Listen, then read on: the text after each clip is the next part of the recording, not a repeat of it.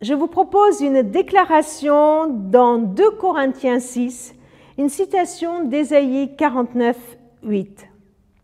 En effet, Dieu déclare: « Au moment favorable, je t'ai écouté, au jour du salut, je suis venu à ton secours. » Eh bien, voici maintenant le moment vraiment favorable. Voici le jour du salut. Une petite question avant d'aller plus loin. À quel moment vous avez besoin d'être écouté? À quel moment vous avez besoin d'être secouru? Tant que nous n'en avons pas besoin, eh bien nous ne nous intéressons pas aux moyens de secours, au fonctionnement des services de secours comme les urgences dans un hôpital ou comme les urgences pour venir nous dépanner quand nous tombons en panne de voiture. Nous ne nous y intéressons pas trop, non? S'il n'est pas idem des clauses d'assurance des voitures de l'habitat. Tant que nous n'avons pas besoin de secours, nous ne nous intéressons pas aux réponses.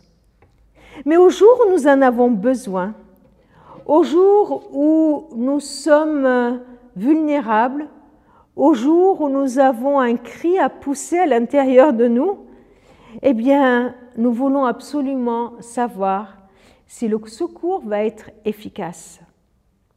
Je me souviens d'un épisode où je râlais tout le temps contre les urgences d'ici, de l'hôpital de Valence où j'habite, parce qu'à chaque fois que j'y allais, j'attendais des heures et des heures. Jusqu'au jour où ma belle-sœur, une année, a avalé un litchi et puis elle ne savait pas qu'elle était allergique au litchi. Et puis d'un coup, elle me regarde et puis je sens qu'elle ne va pas bien. Elle me dit: « Gemma, conduis-moi vite aux urgences. » Elle sentait que dans sa gorge, quelque chose se passait, que ça gonflait, qu'elle n'arrivait plus à respirer. Alors vite, je l'amène aux urgences et je me dis dans ma tête: oh là là, mais on va attendre des heures encore dans la salle d'attente. J'arrive, à peine j'arrive, et il y a l'employé là derrière le guichet, je le regarde et j'essaye de lui expliquer ce qui est arrivé. Je n'ai pas encore fini ma phrase qu'il a appuyé sur un bouton, des portes sont ouvertes et le personnel était vite là avec un fauteuil roulant à prendre ma belle-sœur et l'amener vite à l'intérieur. Il fallait lui faire rapidement une piqûre pour ne pas que sa gorge enfle tellement qu'elle ne puisse plus respirer. Là, j'ai compris la différence entre une urgence vitale et ce que moi, je supposais être une urgence, comme un petit bobo à mon pied. Au jour où il y avait une urgence, j'ai été entendue. Au jour où nous sommes devant une urgence, nous avons besoin, quand on lance un SOS, d'être entendu. Qu'en est-il avec Dieu? Dieu avait annoncé à Ésaïe qu'au moment favorable, il a répondu à son appel.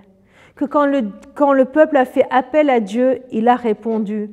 Et Paul reprend cette promesse et il déclare qu'aujourd'hui est le jour du salut. Il est en train de nous dire que le jour où nous comprenons que nous avons besoin d'être délivrés de la mort et d'avoir la vie, le jour où nous avons besoin d'être pardonnés de nos péchés, le jour où nous avons besoin de l'amour inconditionnel de Dieu, alors ce jour est aujourd'hui, qu'aujourd'hui, Dieu nous répond, aujourd'hui il vient nous sauver, aujourd'hui il nous inonde de son amour, aujourd'hui il nous sauve de la mort, aujourd'hui il nous donne la vie et la vie éternelle.